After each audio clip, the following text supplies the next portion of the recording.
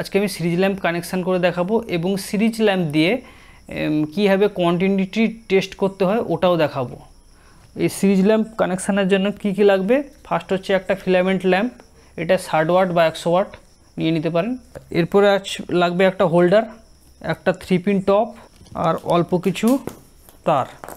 আপনি এটা দেখতে পাচ্ছেন এই দুটো তারের এন্ড গিয়ে একটা স্ক্রু এর সঙ্গে টাইট হয়ে গেছে এবং এটা স্কেচ পেন্সিল ভেতর দিয়ে করে দিয়েছি। এটা মাল্টিমিটার প্রোবের মতো কাজ করবে, কারণ এটা দিয়ে কাজ করলে ডাইরেক্ট আমাদের কারেন্টের যেখানে লাইভ লাইন থেকে হাতটা অনেক দূরে থাকবে। আগের ভিডিও যারা দেখেছেন তারা এই জিনিসটা বুঝতে পারবেন। তো চলুন আগে সিরিজ ল্যাম্পটা বানিয়ে নিই। এটা হচ্ছে হোল্ডার থেকে দুটো তার বেরিয়েছে, দুটো তারের মধ্যে একটা তার একটা প্রোবে যাবে এবং আর একটা তার 3 পিন টপে যাবে এবং যে বেঁচে থাকলো যে লিডটা এরও একটা তার 3 পিন টপে যাবে, দুটো ফেজ আর নিউট্রালে যাবে। কোনটা ফেজে দেব, সবসময় যেটা ল্যাম্প ভায়া হয়ে তারটা আছে ওটাকে ফেজে দেব।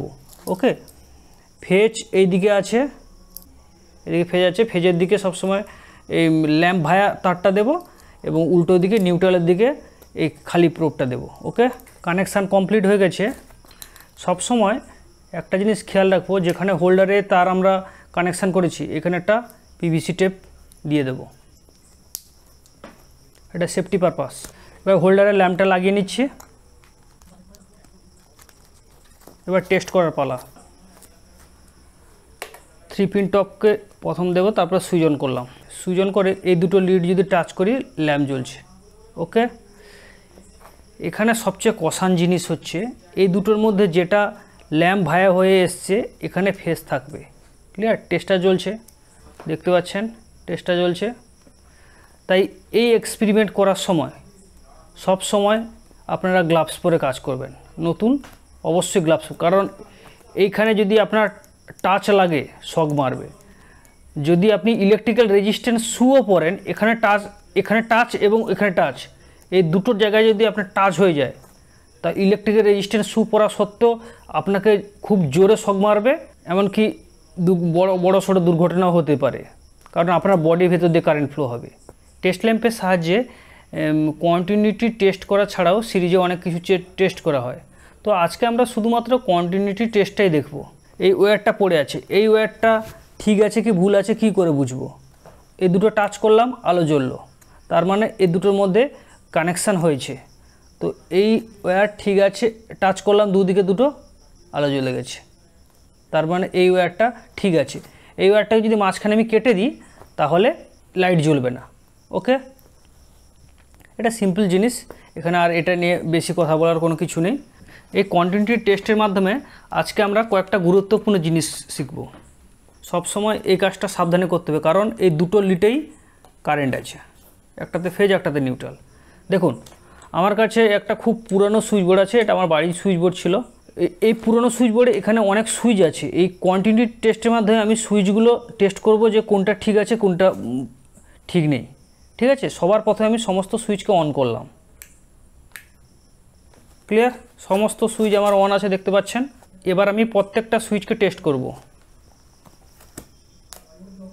এই সুইচটা ঠিক আছে, এই সুইচটাও ঠিক আছে, এই সুইচটাও ঠিক আছে, এই সুইচটাও ঠিক আছে, এই ফিউজটাও ঠিক আছে।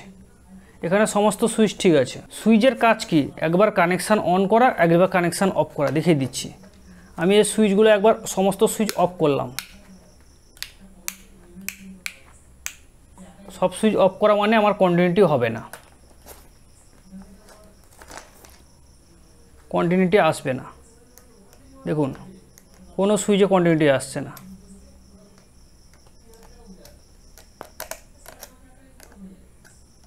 ফিউজে আসছে, কারণ ফিউজের ভেতর দিয়ে তার আছে। ওকে, ফিউজের তার ঠিক আছে, তাই ফিউজে আসছে।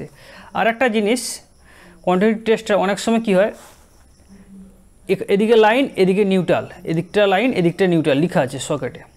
তো অনেক সময় সকেট ভেতর থেকে শর্ট হয়ে যায়। তো সেটা কি করে বুঝবো? এই দুটো আমি টাচ করলাম, তার মানে কন্টিনিউটি নেই। সব সময় ভালো সকেটে কন্টিনিউটি থাকবে না। আর যদি কোয়ান্টিটি হয়ে যায় তাহলে ভাবতে হবে সকেট শর্ট হয়ে গেছে। ওকে, এমনকি আর্থের সঙ্গে কোনো কোয়ান্টিটি থাকবে না। এই কেবিলটা আপনারা দেখতে পাচ্ছেন, এই কেবিলে 3টে ওয়্যার আছে, রেড, ব্ল্যাক, গ্রিন। এই 3টে ওয়্যারে কেবিল বাইর থেকে তো দেখে বোঝা যাবে না যে ভেতরে তার ঠিক আছে কি ঠিক নেই। ওকে,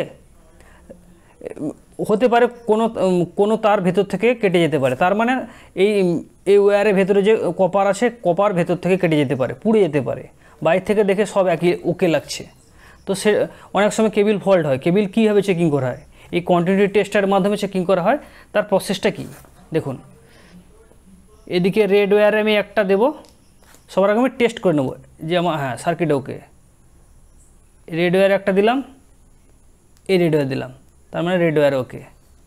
ব্ল্যাক ওয়্যার দিলাম, ব্ল্যাক ওয়্যার দিলাম, ব্ল্যাক ওয়্যার ওকে। গ্রিন দিলাম, এদিকে গ্রিন দিলাম, গ্রিন ওকে।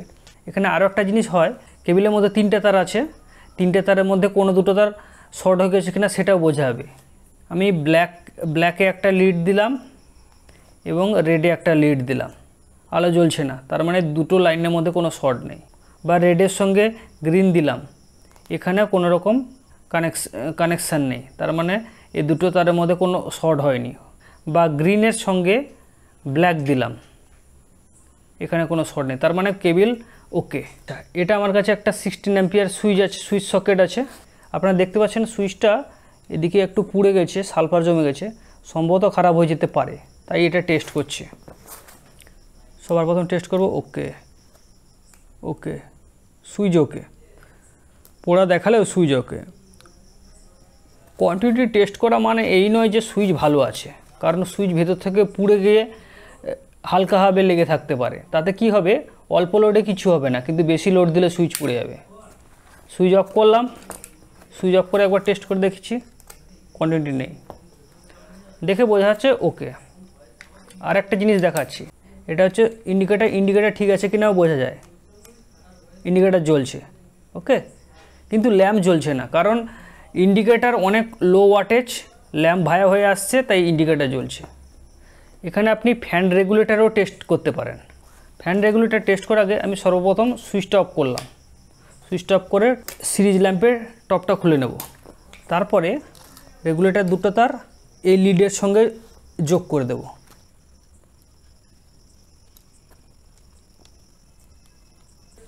রেগুলেটরের দুটো তারের সঙ্গে দুটো লিড আমি যোগ করে দিয়েছি।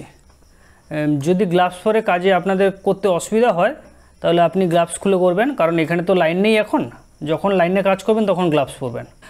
টপ দেওয়ার আগে সুইচ অফ করব, টপ দেব, দুটো লিড যাতে কোনো কানেকশান না হয়। কানেকশান হলে কিছু হবে না, বাট কানেকশান হলে আমি রেগুলেটর কাজ আমি বুঝতে পারবো না। এবার সুইচ অন করলাম, রেগুলেটর অন আছে, রেগুলেটর বাড়ছে, রেগুলেটর কমছে, রেগুলেটর অফ হয়ে গেল। সিরিজ ল্যাম্পের সাহায্যে কোয়ান্টিটি টেস্ট করা ছাড়াও এই সমস্ত কিছু কাজ করা যায়। তো আজকে এসব নিয়ে আর বেশি কথা বলছি না, দেখা হচ্ছে পরবর্তী ভিডিওতে। Best of luck.